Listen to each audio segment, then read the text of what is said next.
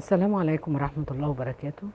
إن شاء الله النهاردة هنتكلم عن رؤية الأب المتوفي في المنام.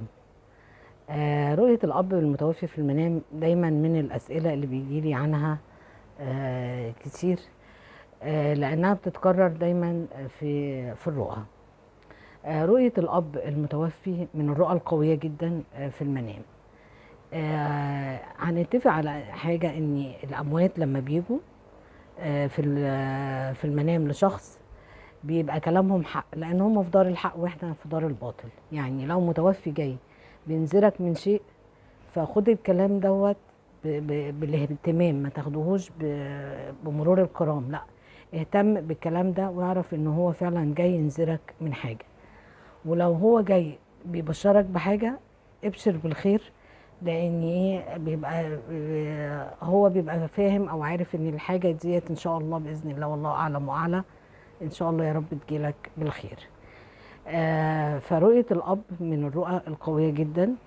لو شخص حلم بوالده ان هو جاي له في المنام، وجاي مثلا بينذره من شيء، فيكون على حذر الفترة الجاية ان هو فعلا ما يتسرعش في اي قرار، ويحاول ان هو ياخد اموره بتريث، باهتمام، يفكر قبل ما ياخد اي قرار، وبالذات لو قرارات مصيريه. يعني مثلا في ناس بتبقى عندها قرارات مصيريه، انها هتسيب وظيفه وتتنقل لوظيفه تانية، هتسافر، هتسيب مثلا الوظيفه دي وهتسافر بلد تانية، او هيشتري بيت، هيشتري عربيه، هيتجوز.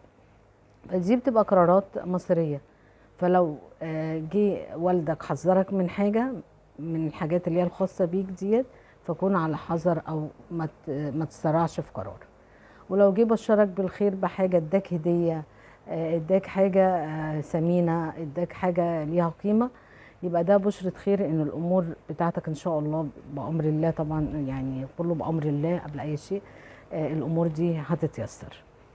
طيب لو جه الاب في الرؤيا زعلان من الشخص دوت، فاعرف ان انت في تقصير في حاجات معينه في حياتك، تقصير من ناحيه الصلاه، تقصير من صله الرحم، تقصير في امورك الخاصه بيك.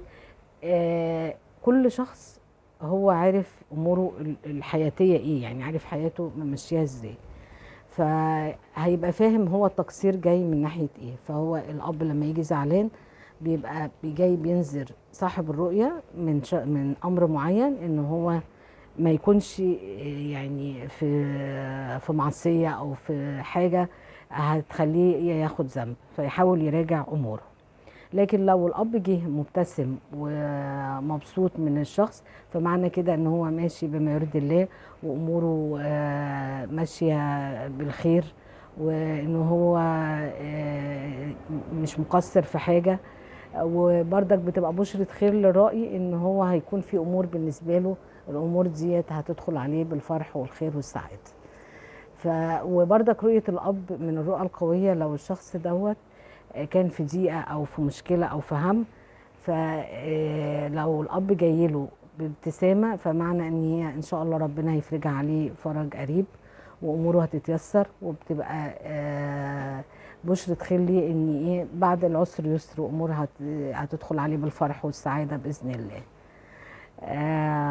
ويا رب دايما كده ادلكم على الخير، واكون ببسط لكم المعلومه تفسير الحلم.